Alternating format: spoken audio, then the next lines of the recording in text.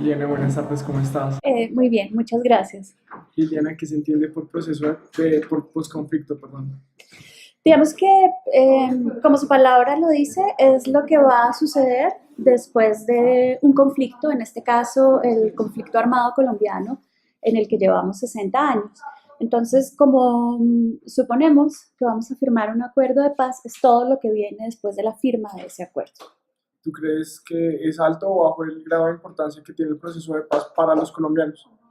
Pues yo creería que debería ser fundamental. Yo creo que después de 60 años de conflicto armado, para todos los colombianos, para cualquier colombiano, debería ser un tema fundamental. Sin embargo, las encuestas, un poco por mala información, un poco porque la comunicación que se ha hecho desde el gobierno no ha sido la adecuada, un poco porque los contradictores del proceso de paz se comunican mejor que quienes están a favor, los colombianos tienen como cifras muy bajas de apoyo al proceso de paz como está planteado por este presidente.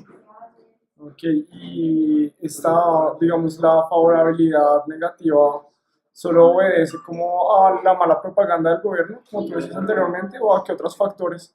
Pues yo creo que hay infinidad de factores. Digamos que un factor importante es el de la comunicación. Creo que el gobierno no ha construido una comunicación que nos permita a los colombianos soñar con una Colombia en paz.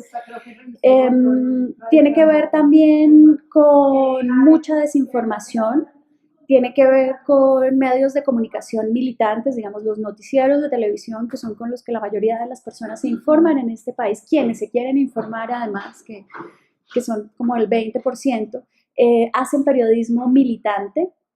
Eso quiere decir, están en contra del proceso de paz, muchos de ellos, y esa es la información que reciben las personas. El hecho de que no tengamos cultura política también ayuda.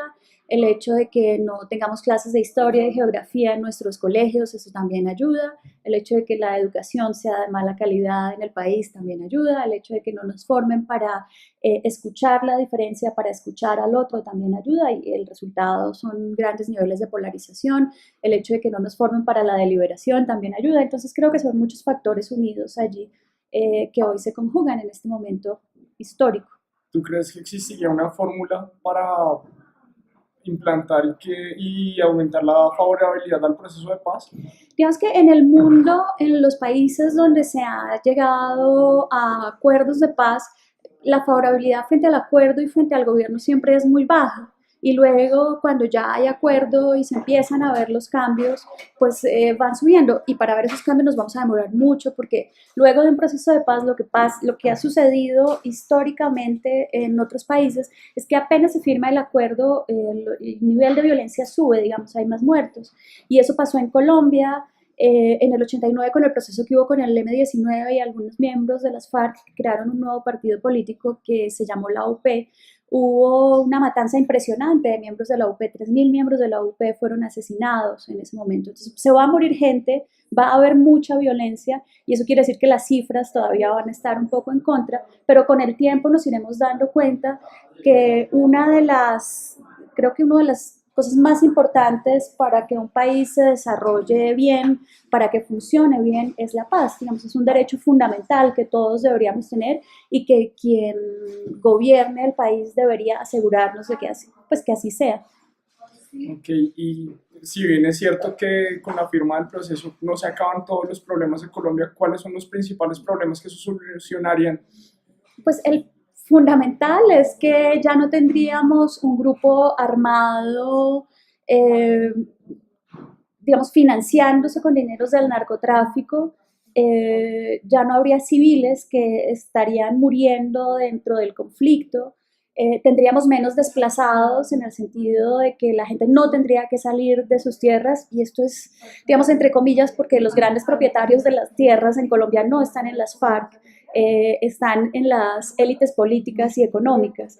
Entonces, digamos que ahí se puede presentar otro problema, pero podrían volver estas personas y lo más importante es soñar y creer que podemos vivir en paz. Digamos, dinero que hoy se dedica a la guerra se podría dedicar a otros temas importantes como salud y educación, o esos soldados que hoy están en el monte o en las selvas colombianas podrían, digamos, dedicarse a una labor social en esas comunidades. Creo que el panorama sería completamente diferente. Me voy a volver un poquito con lo que tú dijiste de la Unión Patriótica.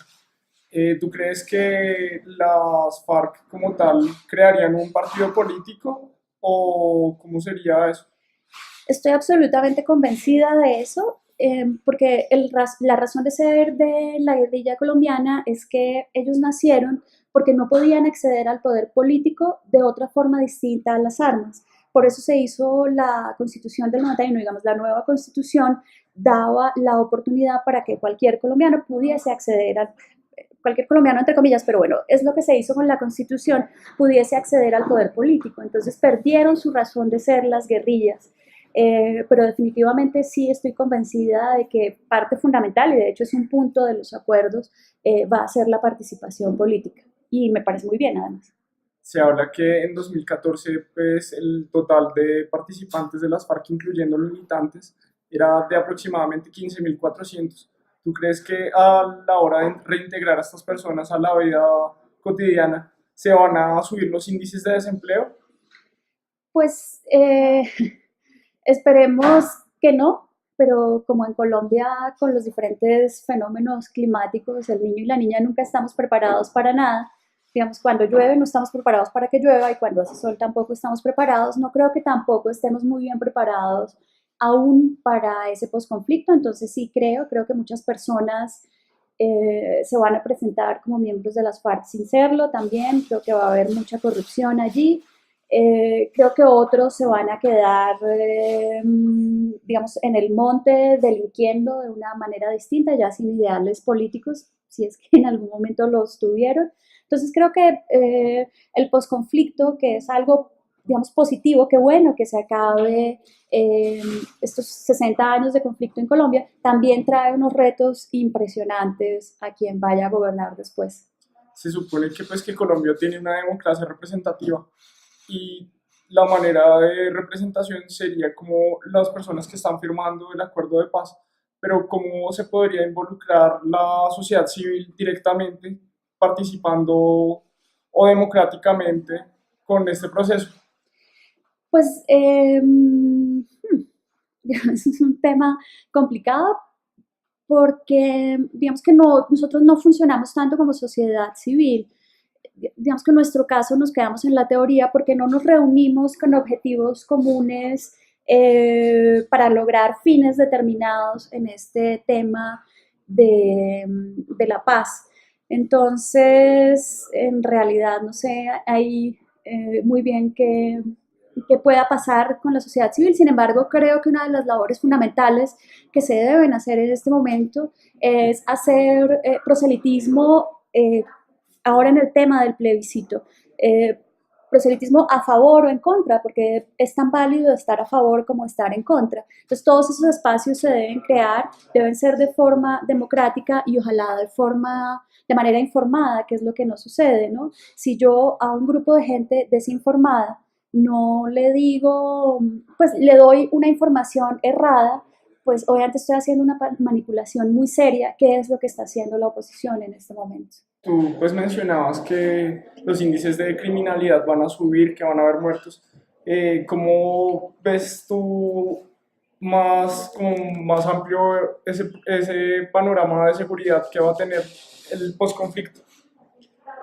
¿Cómo más amplio? Perdóname. O sea, aparte de esto, ¿cómo va a tener como más consecuencias la seguridad, por decirlo así?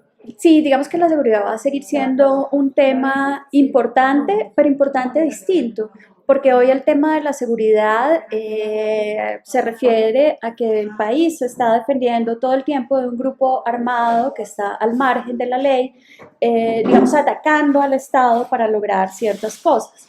En este caso, cuando haya personas de las FARC que no se quieran desmovilizar, pero que sigan armadas, pues será otro tipo de seguridad la que se necesite allí y otros manejos distintos a los que nos tendremos que adaptar. También será, digamos, nos tenemos que adaptar en muchos temas. Cuando un guerrillero llegue a pedir trabajo, ex guerrillero, un desmovilizado, llegue a pedir trabajo en una empresa que conozcamos, en nuestra empresa, cuando se siente a nuestro lado, cuando con nuestros impuestos se esté pagando ese posconflicto y nosotros estemos recibiendo menos cosas en, digamos, en salud y para abrirles el espacio, porque digamos, ellos hoy no funcionan como ciudadanos con derechos.